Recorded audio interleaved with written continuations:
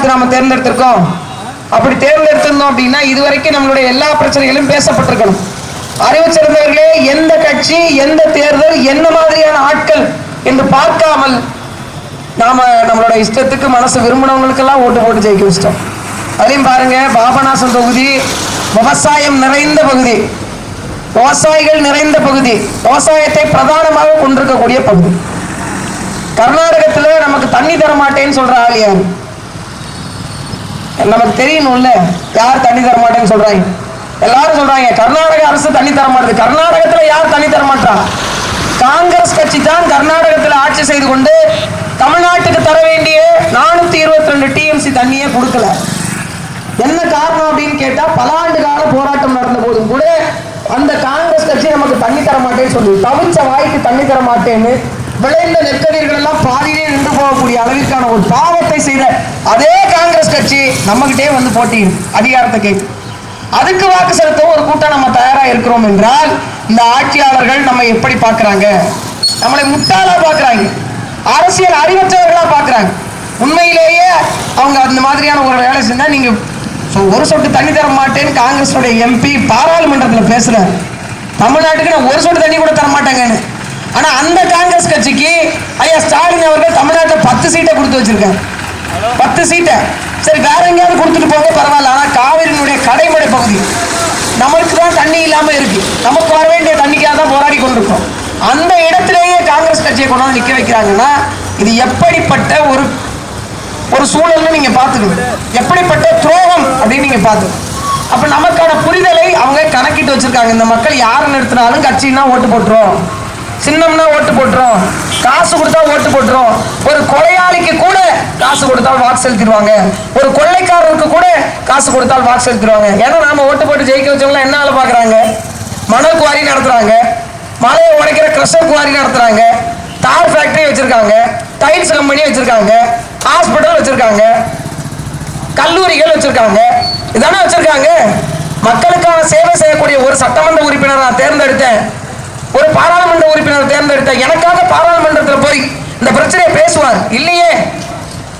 அதுவும் குறிப்பா திராவிட மாடலை பாருங்க. இந்த இதே பாபநாசம் தொகுதியில அந்த திருமண்டாங்குடி சக்கரை ஆலையே இன்னைக்கு என்ன இயங்கிட்டு இருக்குன்னு உங்க எல்லாருக்கும் தெரியும். 1500 கோடி சொத்து. அந்த சக்கரை ஆலையை புடுங்கி இன்னைக்கு சாராய ஆலையா மாத்தி வச்சிருக்காங்க. இதை தவிர மக்களுக்கு இவர்கள் செய்தது என்ன? 10 ஆண்டு காலம் அதிமுகவுக்கு வாய்ப்பு கொடுத்தோம். அதிமுக 10 ஆண்டு காலத்தில் போய் பாராளுமன்றத்தில் பேசியது என்ன? ஜிஎஸ்டி வரி குறித்து பேசினாங்களா? கச்சத்தீவு மீட்பு குறித்து பேசினாங்களா? நீட்டு தேர்வு குறித்து பேசினாங்களா? சிஏஏ சட்டம் குறித்து பேசினாங்களா? என்ஐஏ குறித்து பேசினாங்களா? என்ன பேசினாங்க? விலைவாசி உயர்வு குறித்து பேசினாங்களா? ஒண்ணுமே பேசல, எது ஒன்றுமே செய்யல. சரி, இப்போ நம்ம நிக்கக்கூடிய வேட்பாளரை பார்ப்போம். எங்க அண்ணன் சொன்ன மாதிரி காங்கிரஸ் வேட்பாளர் இந்த பகுதி கிடையாது. சரி, பகுதியா இருக்கணும்னு பிரச்சனை இல்லை.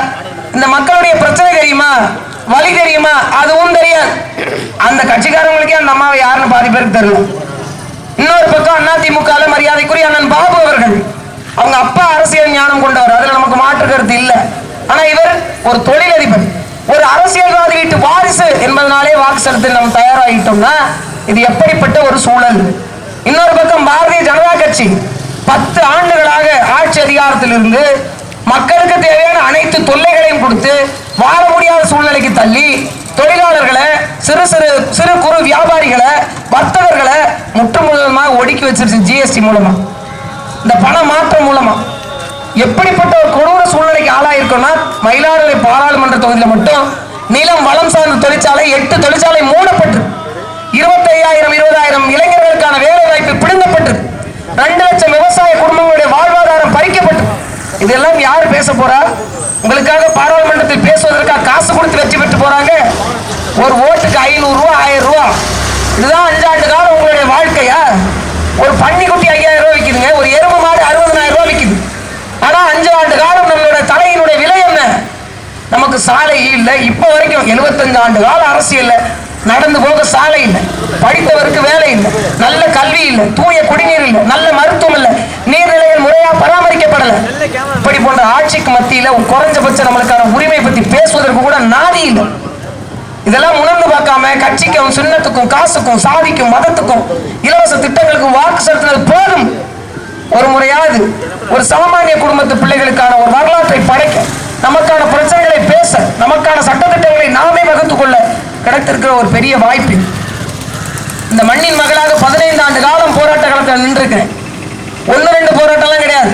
தமிழ்நாட்டில் இருக்கக்கூடிய அத்தனை மாவட்டங்களில் இருக்கக்கூடிய பிரச்சனைக்கும் போய் நின்றவள் காளியம்மாள். எங்கள் அண்ணன் செந்தமிழன் சீமான் போராடாத இடமே கிடையாது. விவசாயிகள் போராட்டமா அவர் போகணும், மாணவர்கள் போராட்டமா அவர் போகணும், மீனவர்கள் போராட்டம், செவிலியர் போராட்டம், ஆசிரியர் போராட்டம், எல்லா போராட்டத்துக்கும் எங்க அண்ணன் போய் நிற்கிறார். ஆனா போராடுவதற்கு மட்டுமே இருக்கிற பிள்ளைங்க மாதிரி எங்களை ஓரம் கட்டி வச்சுட்டு அதிகாரத்தை மீண்டும் மீண்டும் அவர்கள் கையில கொடுத்துட்டு கெஞ்சி கொண்டிருந்ததெல்லாம் போதும். ஒரு முறை வாய்ப்பு கொடுங்க, வாக்கு செலுத்துங்க.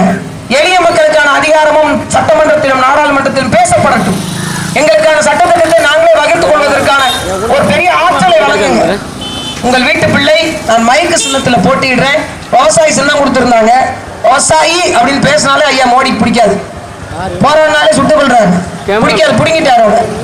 இப்ப மைக்கு சின்னம் கொடுத்துருக்காங்க. ஓட்டு பெட்டியில 5வது இடத்துல ஒரே ஒரு முறை அந்த 5வது பொத்தானை அழுத்துங்கள். அடுத்த 5 ஆண்டுக்கான ஒரு பெரிய அரசியல் புரட்சியை மயிலாடுதுறை மண் கண்டுகொள்ள வேண்டும் என்றால் மைக்கு சின்னத்துல வாக்கு செலுத்துங்க, வலிமை தாங்க.